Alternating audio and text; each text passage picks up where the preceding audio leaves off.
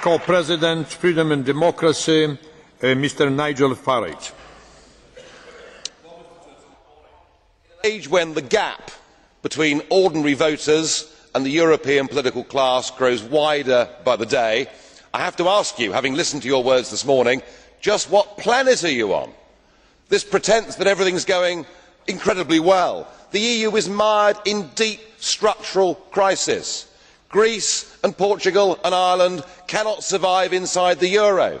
The Danes have torn up the Schengen Agreement, and good for them, because the total free movement of peoples is a completely irresponsible thing to have done. And public opinion is saying, whilst they want a European cooperation, yes, of course I agree with that, what they do not want is this Europe run by unelected bureaucrats like Mr Barroso. You say the EU is fantastic in a recent comment. You are supporting the destruction of national democracy. But it is with reference to Greece that I am most concerned about you, because when faced with their recent enslavement, you said, "We lived for many years as a non-sovereign country under Soviet occupation. For us, European integration is not a threat to sovereignty, because we experienced not long ago a serious threat to our sovereignty." So what are you saying? That this is not quite as bad as the USSR? Is that really good enough for your people? And today you describe Greece's problems as trivial.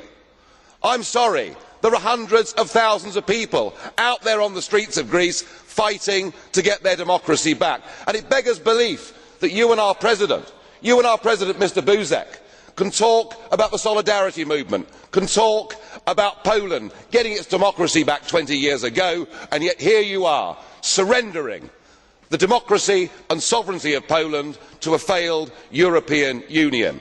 Yes, sir, we all want a shared European cooperation for the future, but this most definitely is not the model.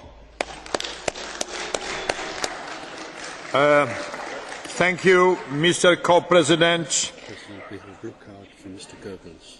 Are you ready to answer with the blue card question? Mr. Goebbels, blue card question. Thank you, President. Mr. Farage is a little bit like a cockerel. You know, he's sitting on a heap of unmentionables and going cockle-doodle-doo. But apart from the criticism, what about suggestions? I haven't heard a single constructive suggestion as to how we could change Europe. You know, what ideas do you have for the future of this continent then, Mr. Farage? Post 1945, there were some very sensible ideas put together, namely the Council of Europe. Let us have a Europe where we sit down together, where we have a free trade agreement, where we agree minimum standards on work, on the environment. We can do all of these things without a European Commission, without a European Parliament and without a European Court of Justice. We have done it in security terms with NATO. Yes, it will mean you will lose your job, Mr Barroso, but apart from that, why can't we do things as mature democracies? Yes, I want you sacked, Mr Schulz, as well. I want you all fired. We can do those things, and that is a positive way forward. By taking away from people their ability to govern themselves and transferring that power to the European Commission, we are headed for a Europe of rebellion and violence. Let us take the democratic route.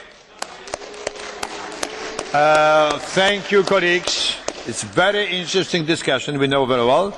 Now will be the next speaker. Colleague